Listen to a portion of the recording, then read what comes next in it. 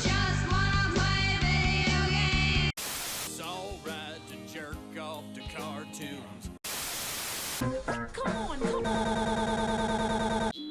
Ayo, what the fuck? Yeah, we're back. Going back for what, bitch, boy? I'm an outcast, still outclass. Show baby rapping, no hits, boy. This offshore cost more than yours. And shit, yours 3 years ago. Made my way, from my own lane. Still hanging to my own base. Ain't crying over no spilled milk. Fucking bitches like whip still. Minute off the D, got a gang deal. Or locked up, filled up with guilt. But guess what, bitch, we back house. Where you never let it just sound good. Guess what, bitch, we back house. Where you never let it just sound good. I hate this channel. No! Yes, please hold the applause. This is not a prank. This ain't no joke. And last time I checked, this ain't no lame ass April Fool's video. I'm back, bitch. Hey, yo, bro, I'ma keep it a bug with you. I didn't know niggas wanted me that bad. I didn't know niggas were fiending for that Tahj Talks quality. God, I can't even finish the sentence. Is this nigga serious? But that's the problem. See, I knew you wanted me, but y'all didn't need me yet, bro. Y'all didn't need the content, but now I'm back. Niggas better call me Spider-Man, cause I'm back from my city, bitch. What they say in Spider-Verse? WhatsApp danger? Yeah, that's me. Well, since we're on the topic of recency stuff, lately I've just been doing the 2 things that make me feel sane in quotation marks. That being playing video games and watching cartoons. And during these fine little hobbies, I come to the query of a little question that I've been trying to find the answer to. Golly gee willikers, I wonder if any cartoon, modern or retro, has ever made a reference to the 1995 video game Gex Enter the Gecko. And then I immediately remembered, wait a minute, don't I have a YouTube channel for this type of shit? So yeah, sit down, shut up, because for the next minutes, we're gonna be talking about video games and animation and see if there's anything that they're trying to say about it. You're probably thinking to yourself, wow, that's a really specific and obscure idea. Why are we doing this? Because, nigga, it's either I do this or I don't make another video and I cry in my room for the next 2 months. Wait, wrong script. Because animation and video games have a lot in common and are usually paired together throughout history for either being childish, dangerous, and a third example I do not care to look up, and with one of them being significantly older than the other, I want to see if there's anything that could be said, blah blah blah. Jesus Christ, can we get to the fucking video already? Tahj Talks, more like Tahj can't shut the hell up and get to the goddamn part 1. I understood that reference. Okay, this one is pretty simple. Watch this. Here's a video game, here's a cartoon. Cartoon says, hey, you know this game? We do too. Boom. Funny, gamer, relatable episode. This is a setup as old as time, to the point that it's still being used to this day, and it's probably because it's the easiest shit to do. One of the things I've noticed throughout watching a shit ton of cartoons for this topic is that usually depending on if the show is aimed for a more adult audience than kids, they'll just kind of straight out say the name of the thing that they're referencing, instead of doing the thing that they do in more younger kids media where they do a make-up name instead, but you still get what they're referencing, you know what I mean? I'm pretty sure it's because they're able to make it fall under parody law or whatever. However, sometimes you'll have fucking outliers like Mad TV where they'll do a Franklin and Bash parody, but instead it's with Crash Bandicoot. Or, you know, they'll just do a Diary of Wimpy Kid's Kid, but instead it's with Kid Icarus, because of course kids are gonna understand that in 2009. Speaking of that, I want to say from like late 90s to mid/late 2000s, a lot of references to video games in this form of media were kind of just simple. A majority of cartoons that would make references to video games would commonly do like an easy jab to stuff like Mario, Pac-Man, Tetris, Pokemon. You'd be lucky if they knew what the fuck Legend of Zelda was. Double points if they knew, but the only joke they had was, haha, Link was probably gay. Like, for real, one of the only video game references that popped to my mind that I found surprising that they made during the time the show came out was in an episode of goddamn Coconut Fred. In episode 22, Sir Nut-A-Lot. Hey yo, what the fuck? The nigga Fred is playing video games, and the next thing you know, they pop in a video game world, interclip here. My life is... And then they proceed to do a lot of the video game references you expect them to do. But what took me off guard is that they have Coconut Fred and the bad guy from the episode, I'm not gonna learn his name, I do not care, for Coconut Fred sucks, dress up as Cloud and Sephiroth from Final Fantasy VII. They also proceed to do a reference to the Konami code. Don't get it twisted, for a nerd nigga like me, this is like common knowledge. But keep in mind, they're making references to this shit in 2005. And like, yeah, Final Fantasy VII was like one of the first popular RPGs in the States, but it wasn't really like normal to talk about it popular, you know what I mean? You have to be in the know to know, you know? Or the fuck that Birdson said. This right here is very much shoved nerd and locker type activity, which I guess leads to my question, why weren't there more obscure video game references during this time of animation?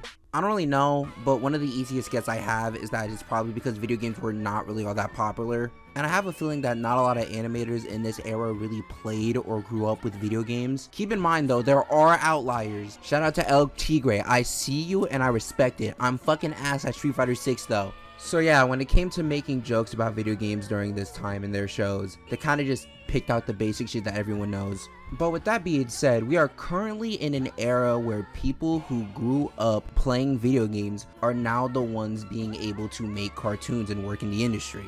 We're also in a time where gaming is just a social norm and at an all-time high. I'm pretty sure that one of the first times I've ever seen a Smash Bros related reference was an Inside Job. Even got K. Rool in Smash. We did it, everyone. I wouldn't even say the joke was really funny or anything. I was just so taken aback because I could not legitimately remember any other time that one of the most popular fighting game crossovers of all time was referenced. And now we got shit like this. And whatever the hell this is. The revolution in platform gaming. Okay, to wrap this section up, we're just gonna do a quick lightning round of the ones I like. Oh my god, guys, Luz has Hollow Knight and Stardew Valley on her PC. Isn't that cool? No duh, of course she plays those games. She's bisexual, what you expect? Whoa, he's bisexual, I didn't know that. Gravity Falls has 2 whole ass episodes about video games. One episode of being a Street Fighter spoof, while the other one being a spoof of the anime dating games and old Chuck E. Cheese animations. Hey, wait a minute, hold on. Is this a case of referencing or just predicting the future? Wreck-It Ralph, a movie about fake video games interacting with real ones, does a pretty good job earning its gamer cred until it gives up halfway throughout the movie to make a bunch of unfunny candy jokes. We do not talk about the sequel here. Do you like gaming in the 80s? Regular Show sure does. They also like making fun of frauds, which to be fair is pretty funny, not gonna lie. I don't know what to do here. This part just says Amazing World of Gumball, and I mean, yeah, that checks out. But yeah, that's obviously not all of them, but we're moving on because I'm like 5 pages in right now and I got like 2 more parts to talk about. Tell me your favorite example in the comment below or some other lame shit like that. I don't know, fuck it. Anyway, part B. Oh, I get it. Oh, y'all niggas thought this was a game, huh? Okay, so stop me if you've heard this one before. You die in the game, you die in real life. You mean like Tron? No, not like Tron, Dad. Tron doesn't have Kirito. But yeah, SAO, Tron, motherfucking Spy Kids 3D game over. Basically, the premise is you play a game that sends you into a digital world, and if you kick the bucket or don't win, you croak IRL as a sexless virgin. No, banging your fictional wife in game doesn't count. You'd be surprised on how many times this trope has been used throughout like fucking media and shit, whether it be implemented in just one episode or being the entire point of the show. I'm gonna do a quick little side tangent here, but I want to say like one of the earliest examples of an entire show using this premise is probably Reboot. And like, yeah, I know the show kind of pushes it as more as an internet thing than being a video game thing, but last time I checked, we got games on the internet, so whatever, I'm counting it. Now me personally, I never really grew up with the show because 1, I'm not old, and B, I'm not Canadian. And after watching a few episodes, holy shit, I really hope the people who say this show is good aren't lying, because if I were to watch this as a kid, I would have freaked the fuck out. It's not to say that I really hated what I was watching. If anything, I just found it like mildly entertaining, somewhat enjoyable, kind of cute. Mostly on how the show tried to display the concept of a digital internet world and how it's just funny when they use shit like leak speak completely fucking wrong. Like, look mom, I'm hackering the main database. Also, quick shout out to Disney XD Tron Uprising. It was another show I didn't really watch as a kid, but looking at it now, I kind of wish I did. The entire show aesthetic just screams sick ass poster to me, and I really fuck with it. There's also Code Lyoko, but I actually don't like that show. So anyway, as I said, there were a lot of shows in the 2000s where they would have their character get trapped in a gaming world for like 1 episode. And I'm not gonna lie, a bunch of these episodes kinda suck. You're gonna notice that these type of episodes kinda just feel samey, and a majority of them you can tell that the people who wrote this episode don't really play video games, especially MMORPGs, which for some reason a majority of these are based off of due to the fact that it was a popular thing during the time due to shit like WoW and stuff. One of the first examples that pop out to me is the Danny Phantom episode Teacher of the Year. Danny has got to juggle not failing his class with Mr. Lancer, you know, that one nigga who curses in book titles. Yeah, he has to pass his class while simultaneously trying to stop the computer ghost whiz Technus from taking over the MMO shooter game Doom. No, not that one. You know, for the name of the episode being titled more about the whole school shit with Danny, this episode surprisingly dwells a lot into the whole video game aspect, which is a kind of interesting thing. Unless you're me and you use your brain too damn much and you realize that this game that they're playing makes no goddamn sense. Now look, I get it. They didn't really have it in their minds to, you know, make a whole intricate game for one episode. But literally this entire part of the video is for me to point that out and bitch about it. So let's get into it. First off, what is like the vibe or aesthetic of the game? We're told that the game is called Doomed, and from the very little dialogue we're told about it, it seems to be like a post-apocalyptic combat shooter. But nothing visually we see about the game really tells us this. Deadass, apparently the 13 levels the game has, we see about like 6. Let's see, we got ourselves green level, orange bridge level, the level that looks like an in-game store, Weep City, level 9, which is deadass just level green again, and the giant ass door from Paper Mario TTYD. I'm sorry dog, but none of these are really screaming post-apocalyptic to me. Another thing that never really made sense to me is like how the perspective of the game would be fucking awful to play in. For real, the first shot we see in the episode is someone playing the game in a first-person perspective, like it's a COD game or whatever. But just the actions these characters are doing and the way that they're moving would be so fucking disorienting and confusing for the player if you're just sitting there on your gaming chair playing it. The only people that make sense moving the way they do is Technus and Danny when he's in his ghost form. But heads up, that's only because him and Danny decided to hop into the game. Speaking of Technus, the whole reason he's in the game is so that he can find the 7 keys, beat the game, and be the winner of ultimate power and have full access to the World Wide Web. Which to that I say, huh? Bro, forget just Technus. Literally anyone winning this game would be a terrible thing to happen. This is the equivalent of little Timmy winning Fortnite Grand Championships and his winning prize is full access to nuclear codes. Like, what the fuck? Another thing they bring up is level 0, which is apparently a glitch in the game that if you get in, you can't get out. So I'm pretty sure that what they're describing is bricking the game. But the way it happens is that when Danny goes ghost in the game, he just beats up Technus, grabs a part of the world in the game, and then bam, you enter level 0. My nigga, Unity engine does not work like that. I could keep going on and on with this episode alone, but oh hey look, a bad segue. What we got here is Kim Possible Virtue Ron, where in the episode, Ron gets stuck in the online fantasy game EverQuest, and he has to Ron his way out back to the real world or else You will die.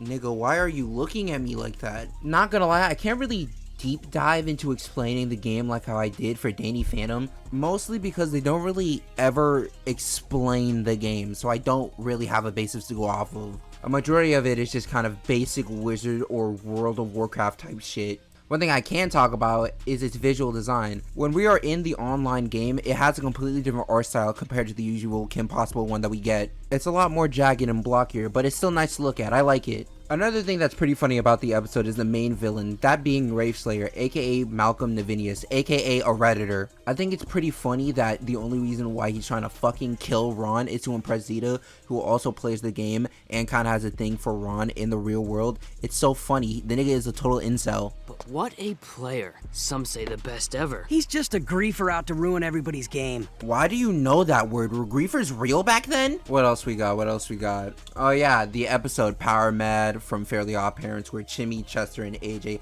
have to beat a vaguely ambiguous techno game that they're trapped in or else they die. There's the Jimmy Neutron episode Ultra Sheen, where Jimmy, Carl, and Sheen have to beat a vaguely ambiguous techno Ultra Lord game that they're trapped in or else they die. The Phineas and Ferb episode, where Candace gets stuck in a game and if she doesn't beat it, blah blah blah, die. Christ, at this point with all the dying in video games, you think I'd be talking about Sword Art Online? Hey, wait a minute. Which kind of leads me into my last talking point, that being Sword Art Online. Damn bro, the first time I bring up anime on my channel, and it's fucking SAO. I think I'm gonna be sick. Okay, let's get this out of the way real quick. SAO is not good, but I thought it was back in 2014. Way back when I was a stupid, dumb teenager. I mean, how could I not? If anything, I think what made me invested in the idea of the show is that it had a pretty good premise to begin with. And it also helps that the overall vibe of the game in the show actually felt like a real MMORPG.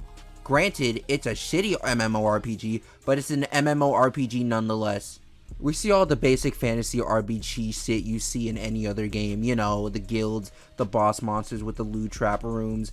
It's doing a pretty basic job, but compared to the other stuff I've been talking about earlier, you can at least believe that the creator Reki Harawa played the hit online game Free Realms and said to himself, this is cool, but what if it had murder? I guess another thing I should bring up is that SAO falls into the genre of anime called isekai, aka getting sent to another world, and there's a lot of other isekai shows that kind of follow into the whole basic MMORPG standard that you see in this show, but I'm actually just going to give props to SAO for having the isekai element actually involve gaming in video games in general, and it actually making sense. So yeah, that's it. Okay guys, can we go to the last part now? Part last. Okay, so this section is kind of just a grab bag of shows and shit that I didn't really know where to fit in the other two categories, so yeah. So you ever heard of glitch text? Cyberspace. What the fuck? So back in early 2020, Nickelodeon decided to drop a Netflix exclusive show, with little to no promotion by the way, called Glitch Text, and it's pretty damn good. To get a quick gist of the series, it's about our two main characters, Miko and High Five, working by day as lame-ass GameStop employees, but by break time, they're gamer equivalent of Ghostbusters, stopping any glitches that pop out into the real world from any Hinobi game tech. And I'm gonna be so real with you, I think this show is probably the best example about knowing its shit when it comes to video games. It was honestly one of the reasons why I was so invested in the show when it originally came out. I mean, yeah, it's a show about video games. We're obviously gonna get a shit ton of video game references from the most obscure shit to the basic bitch shit that you know. But it doesn't stop there. I love how whenever they need to beat a glitch, they'll actually discuss and explain literal game mechanics in order to win. I love the different type of glitches that occur from different types of games. We got stuff from arcades, classic old games, hero shooters, Pokemon ripoffs, Castlevania ripoffs, literally Five Nights at Freddy's. They even do the lame ass gamer talk, and yeah, I get it. It can be cringe to hear sometimes, but last time I checked, gamers have no rights. They've been cringe from the jump, so it fits well with the aesthetic. Side note, this doesn't really involve anything game related. I just want to say Glitch Tech is probably, like, aside from TMNT Rise, one of the best action animated shows from the West I've seen in a hot minute. Each action scene is so fluid and filled with such great choreography, and it's also great that the show has a pretty interesting story that the viewer wants to see pan out throughout the season, filled with a lot of character development and lore, even though the show had 2 seasons. And while the show had a short life, there's still a pretty dedicated fan base showing how much of a positive impact the show had. So yeah, good gamer show. Fuck Nickelodeon and Netflix for not promoting it, and I want to bang Miko's mom. Next example. I want to play. You will, my sister. You will. Craig of the Creek is one of my top 5 favorite cartoons of all time right now. I'm not fronting, dog. I love this show to death. Now, one of my favorite episodes perfectly dives into the topic we're talking about, that being Power Punchers. In the grand scheme of things, it's a pretty simple episode. All Craig is trying to do is beat his dad in the said game, Power Punchers, because they play all the time, and every time they play, he loses. So he tries to actually train with other people and get better. Like I said, pretty simple episode. But what elevates it for me is that, just like for Glitch Text, you can tell that they know their stuff. And dog, as a fighting game fan, it is so funny to see these writers just nerd the fuck out about this shit, bro. How do you do that? Let's start with the basics. We're gonna talk about what really matters. Frame data! You just know they go crazy in Guilty Gear Strive, bro. My Fosco's nuts. You can never beat me. I'd like to see you try. But not even that's what really makes the episode great to me. You see, it ends with Craig beating his dad in the game, but he's not even mad about winning. He's just more upset that he was playing with other people because it was their special thing to do. Son, I don't care if you're better than me at video games. I care about having something special to do with my guy. I'm sorry for holding you back. Dad, wait! I beat you as Admiral Anchor, but we still haven't played as Blasternaut. I still want to be your punching pal. You still want to be mine? Like, I don't know, I could go easy on you next time? You will never beat me again! And bro, You can call me corny all you want. I do not care. But I love this shit. It gives me life. I can think of so many times in cartoons. Yeah, no, fuck that. Not even just in cartoons. In media, where they just do the whole stereotypical, oh, video games are bad and they ruin the youth bit. Ironically and unironically. But this right here is probably deadass one of the first times I've seen gaming used as a way for a parent to bond with their kid. Because guess what? That's a thing that real people fucking do. And it is so good to see it with a black father and his black son. That's what I'm talking about. This shit means something to me, man. This example is going to be quick, but honestly, what I love about that episode of Craig the Creek can also be found in the 2009 anime film Summer War.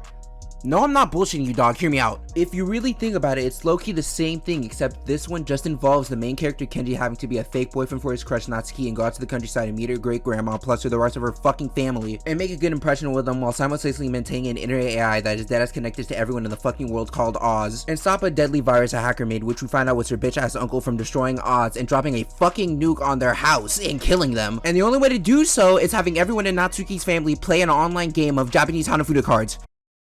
But if you look past that, it's practically the exact same message. What else? Oh yeah, Kyle and Rosemary. This was a neat little pilot that I used to watch a lot whenever it aired on Nickelodeon Random Cartoons. Created by June Falkenstein, the pilot is about Kyle and Rosemary No shit. meeting in the online fantasy game Quest World and falling in love, only to find that in the real world. One is a Discord moderator who keeps posting funny memes in the meme chat, and the other is a goth girl who loiters in front of their Hot Topic, smokes a vape pen, and reads My Immortal. But through the power of love and gaming, they somehow make it work.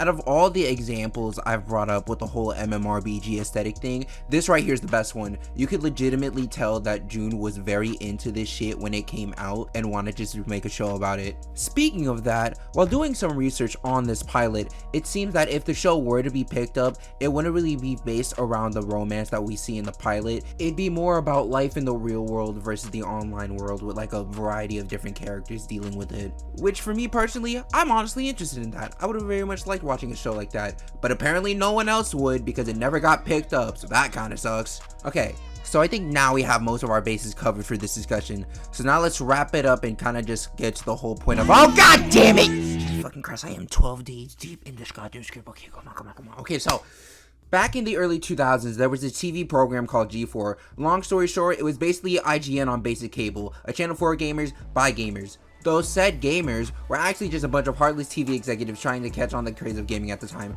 but you still get the idea. They had a lot of gaming content on that channel. And cops, but one of the most popular shows that they had on their network has got to be the 2007 animated sitcom Code Monkeys. A quick synopsis of the show: Code Monkeys is a work adult comedy that takes place in the 1980s and is about a fictional game company called Gameavision trying their best to make quality video games. Okay, we're gonna do this in one take. We got Dave, Jerry, Larity, Todd, Black Steve, Clary, Mary, and Dean. And dog, I ain't gonna hold you, there are some parts of this show that is like super lowbrow, dated, and borderline problematic, but it's also still pretty good and I kind of still like it. I guess the first good thing I can say is that I think it's really interesting that throughout this entire discussion, I am only now talking about a show where the entire premise is about making video games. There isn't really a lot of shows that do that, and I think that's really cool. And again, I know I sound like a broken record, but you can tell that they knew their shit about games. The creator of the show, Adam De La Pinta, even said this show was inspired off the fact that he used to work at an arcade. Another thing I like about the show is the visuals. It's trying to do a whole 8-bit NES game, and it's surprisingly getting the look of it right. Sometimes it kind of loses me a little bit, but for majority of the time it's consistent. I enjoy that. Like for real, one thing that I should find really annoying is that for every episode, there's always like a top bar thing that will kind of show a health bar or a scoreboard. But that was very on brand for gaming at the time, so I find it really cool. Speaking of the time period, since the show takes place in the 80s and 90s, there were a lot of references or story-like plots about video games that were being around this time, which is really cool. They'll even go out of their way to get guests in the episodes, and some of the coolest ones are where they actually go get real-ass game designers. Like for real, bro, check this shit out. The guy who made Doom, the guy who made Mortal Kombat, the guy who got stuck on Metroid Dread and called it a bad game. Wait, he made God of War? And I wasn't kidding when I said people actually like this show. It was a hit on G4. But if that was the case, why did it get canceled after 2 seasons? My response, nigga, it was G4 in the late 2000s and early 2010s. I can't believe it made past 1 season. And although it's a shame knowing that Code Monkeys truly was suffering from success, we can at least remember it as a pretty funny gamer show that was completely free on YouTube, by the way. So yeah, that's pretty cool. So what did we learn from this? Nigga, I have no clue.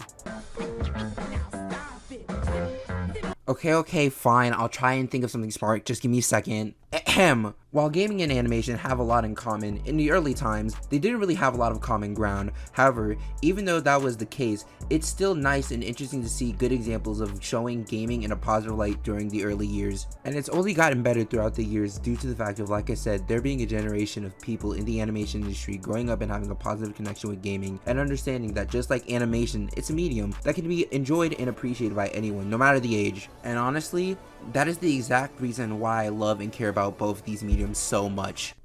Okay, yeah, nah, that was good. That was a good take. Fuck you, I'm also keeping the burp in there. This has been Tahj Talks, and now that I'm officially back, I gotta go stop by an unmarked 3-tired grave real quick and get my old Elgato and other miscellaneous shit for upcoming videos. Okay, bye! Alright, it's Saturday night. I have no date, a 2-liter bottle of Shasta, and my all-rush mixtape. Let's rock. It's a Bleed Crow mag.